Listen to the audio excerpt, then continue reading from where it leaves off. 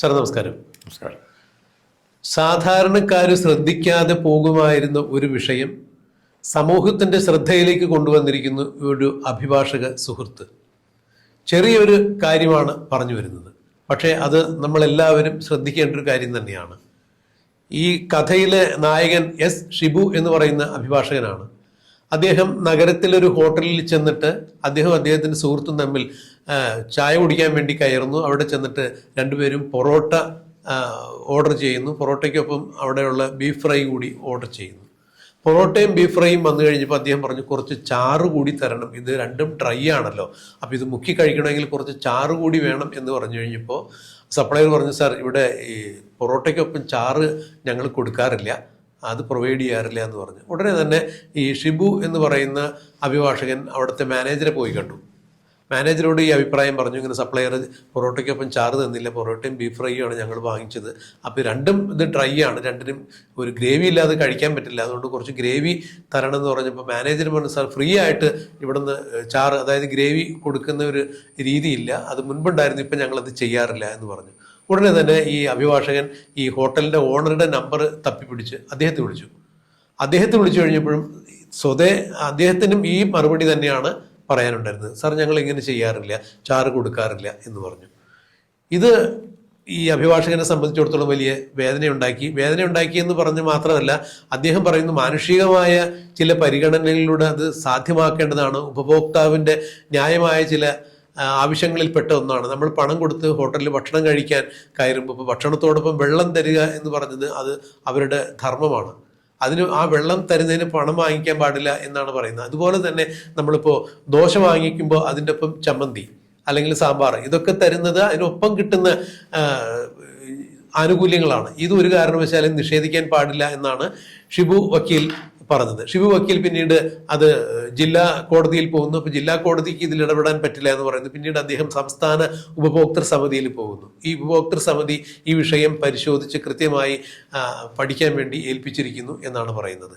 അപ്പോൾ ഒരു കാര്യം ഇവിടെ ഉറപ്പാണ്, ഇപ്പോൾ ഞാനോ സാറോ ഒക്കെ ഹോട്ടലിൽ കയറി ഭക്ഷണം കഴിക്കുമ്പോൾ നമ്മൾ സാധാരണ പൊറോട്ട കഴിക്കുന്ന ആളുകളാണെങ്കിൽ, അല്ലാത്തവർക്ക് വിഷയമില്ലല്ലോ, പൊറോട്ട കഴിക്കുന്നവരെ സംബന്ധിച്ചിടത്തോളം വെറുതെ പൊറോട്ട ഡ്രൈ ആയിട്ടുള്ള ഇപ്പോൾ ചിക്കൻ ഫ്രൈൻ്റെ ഒപ്പോ അല്ല എന്നുണ്ടെങ്കിൽ ബീഫ് ഫ്രൈയുടെ ഒപ്പം കഴിക്കാൻ അവർക്ക് ബുദ്ധിമുട്ടാണ്. അതുകൊണ്ട് ഒരു ഗ്രേവി കൂടി തരണം എന്ന് പറയുമ്പോൾ ഇത്രയും ഇപ്പോൾ പൊറോട്ടയുടെയും ബീഫ് ഫ്രൈയുടെയും ഒക്കെ പണം കൊടുത്തിട്ടാണ് അത് വാങ്ങിക്കുന്നത്. അത്രയും പണം കൊടുത്ത് ഈ ഭക്ഷണ പദാർത്ഥം വാങ്ങിക്കുന്നവന് അത് മുക്കി കഴിക്കാനുള്ള ചാറ്, അതായത് ഗ്രേവി കൊടുക്കുക എന്ന് പറയുന്ന ആ ഒരു സമ്പ്രദായത്തിൽ നിന്നും ഹോട്ടൽ ഉടമകൾ മാറുന്നു എന്ന് പറയുമ്പോൾ അവിടെ ഒരു മാനുഷികമായ അല്ലെങ്കിൽ ഒരു ഉപഭോക്താവിൻ്റെ ന്യായമായ അവകാശങ്ങൾ നിഷേധിക്കപ്പെടുന്നു എന്ന് തന്നെയാണ് ഈ അഭിഭാഷകനായ ഷിബു ചൂണ്ടിക്കാണിക്കുന്നത്.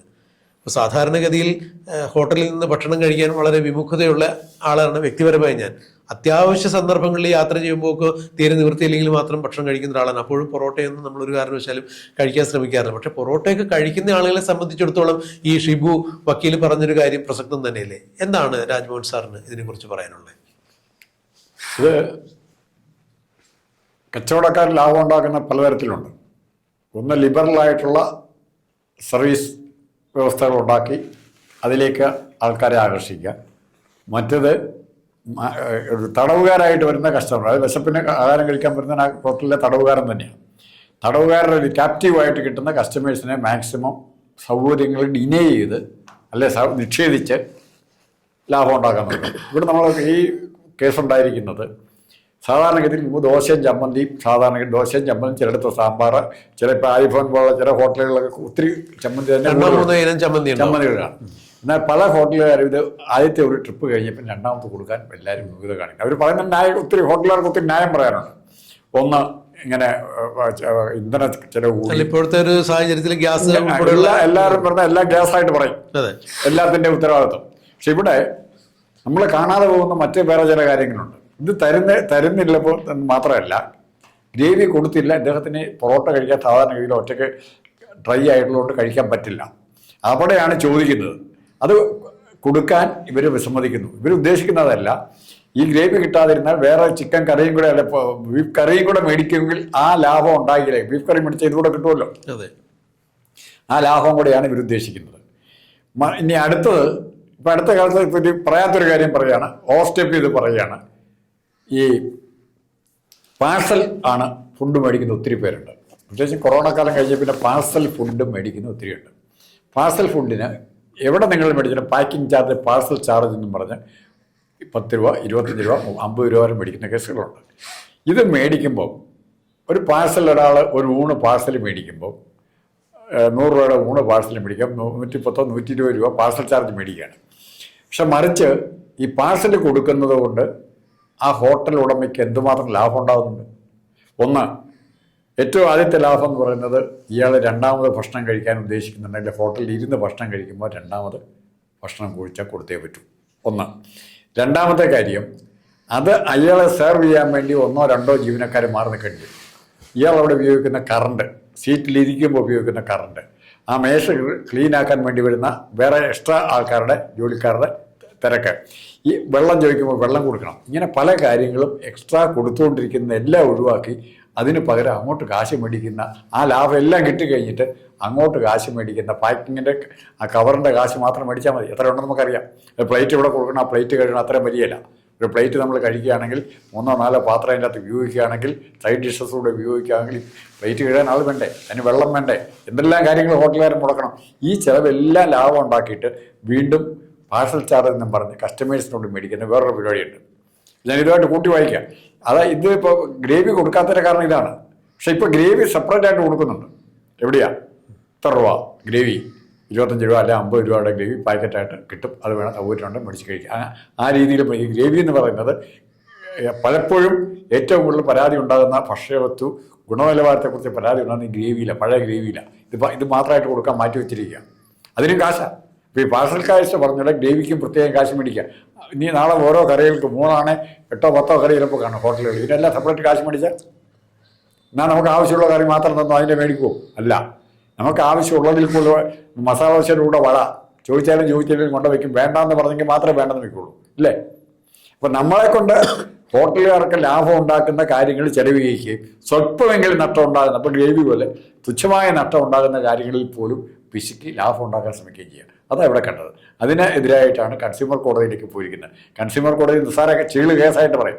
ഇവിടെ ചമ്മന്തിയുടെ കേസിന് വേണ്ടി ഇങ്ങോട്ട് വന്നിരിക്കുന്നു, ചാറ് കേസുമായിട്ട് ഞങ്ങൾ ഇങ്ങോട്ട് വന്നിരിക്കുന്നു, ഞങ്ങളുടെ സമയം മെനക്കെടുത്ത്, ഞങ്ങളുടെ വിലപ്പെട്ട സമയം മെനക്കെടുത്താനായിട്ട് ഇങ്ങോട്ട് വന്നിരിക്കും. ഇതിനേക്കാൾ അത്രയും ഗൗരവമുള്ള കേസ് പറയാൻ ഇത് പരിഹസിക്കല്ലേ വേണ്ടത്. ഇത് സാമൂഹ്യ പ്രശ്നമാണ്. ഇത് ചർച്ച ചെയ്യണം. തീർച്ചയായും സാർ, അത് സാമൂഹ്യ പ്രശ്നം തന്നെ. കാരണം ഇപ്പോൾ ഈ ഹോസ്റ്റലുകളിൽ താമസിക്കുന്ന കുട്ടികൾ, അല്ലെങ്കിൽ ജോലിക്ക് പോകുന്ന ഹോസ്റ്റലിൽ താമസിക്കുന്ന ഹോസ്റ്റലേഴ്സ്, അതുപോലെ തന്നെ ഈ സമൂഹത്തിൽ ചെറിയ വരുമാനമുള്ള ആളുകളൊക്കെ, ഇവരൊക്കെ രാവിലെ വാങ്ങിക്കഴിക്കുന്ന, അല്ലെങ്കിൽ ഉച്ചയ്ക്ക് വാങ്ങിക്കഴിക്കുന്ന ചിലപ്പോൾ ഒരു പൊറോട്ടയും ഇത്തിരി ചാറും കഴിച്ചു കഴിഞ്ഞാൽ അവരുടെ അന്നത്തെ ചിലപ്പോൾ ഉച്ചയ്ക്കലത്തെ അല്ലെങ്കിൽ രാവിലെയുള്ള ഭക്ഷണം അതായിരിക്കും. അപ്പോൾ ഒരു കറി വാങ്ങി കഴിക്കാനോ അതിനൊപ്പം മറ്റേതെങ്കിലും ഡിഷ് വാങ്ങി കഴിക്കാനോ സൗകര്യത്ത് ഒത്തിരി ആളുകളുണ്ട്. അപ്പോൾ അവരെ പോലുള്ള ആളുകളും ഈ സമൂഹത്തിലുണ്ട്. അപ്പോൾ അവർക്ക് കൂടി ജീവിക്കാൻ, അവർക്ക് കൂടി അവകാശപ്പെട്ടതാണ് നമ്മുടെ ഈ ലോകം. അവിടെ അവരുടെ ജീവിക്കാനുള്ള, ആ ഭക്ഷണം കഴിക്കാനുള്ള സ്വാതന്ത്ര്യത്തെയും അവകാശത്തേക്ക് നിഷേധിക്കുന്നത് തന്നെയാണ് ഈ ഒരു നിയമം, ഞങ്ങൾ ചാറ് കൊടുക്കില്ല എന്നുള്ളത്. അപ്പോൾ തീർച്ചയായും ഇപ്പോൾ ഈ സാധാരണ കടകളിലൊക്കെ, ചായക്കടകളിലൊക്കെ, പണ്ടൊക്കെ നമ്മുടെ നാടൻ ചായക്കടകളിലൊക്കെ ദോശ, ഇഡ്ഡലി, ചമ്മന്തിയൊക്കെ ഉണ്ടായിരുന്നു. ഇപ്പോൾ അതൊക്കെ മാറിയിട്ട് ഇപ്പോൾ ഈ കറി കൂട്ടി ഭക്ഷണം മേടിക്കേണ്ട, ഭക്ഷണം അപ്പം, വെള്ളയപ്പം അല്ലെങ്കിൽ ഇടിയപ്പം, ചപ്പാത്തി, ഇങ്ങനെയുള്ള സംഭവങ്ങൾ മാത്രമേ, അതിന് സെപ്പറേറ്റ് കറി വാങ്ങിക്കേണ്ടതായിട്ട് വരുമല്ലോ. അപ്പോൾ ദോശ കൊടുത്താൽ സെപ്പറേറ്റ് ചട്നി കൊടുക്കേണ്ടി വരും, ഇഡ്ഡലി കൊടുത്താൽ ചട്നി കൊടുക്കേണ്ടി വരും. ഇതൊക്കെ വളരെ അപൂർവമായി മാത്രം നാടൻ കടകളിൽ കൊടുക്കപ്പെടുന്നു എന്നുള്ളതും ചിന്തിക്കേണ്ടത് തന്നെയാണ്. അപ്പോൾ ഒരു കാര്യം ഉറപ്പാണ്, ഇതൊരു പ്രത്യേക തരത്തിലുള്ള ഉപഭോക്തൃ സംസ്കാരം വളർത്തിയെടുക്കുന്നു. ഇവിടെ പണമില്ലാത്തവൻ ജീവിക്കേണ്ട, അല്ലെങ്കിൽ നീയൊക്കെ ചാറിൽ മുക്കി നക്കിയാൽ മതി എന്ന് പണ്ട് കിലുക്കൻ സിനിമയിൽ ജഗദീഷ് ശ്രീകുമാർ പറയുന്ന പോലെ ഇവിടെ ആ ചാറ് വരെ നിഷേധിക്കുന്ന അവസ്ഥയിലേക്ക് കാര്യങ്ങൾ മാറുന്നു.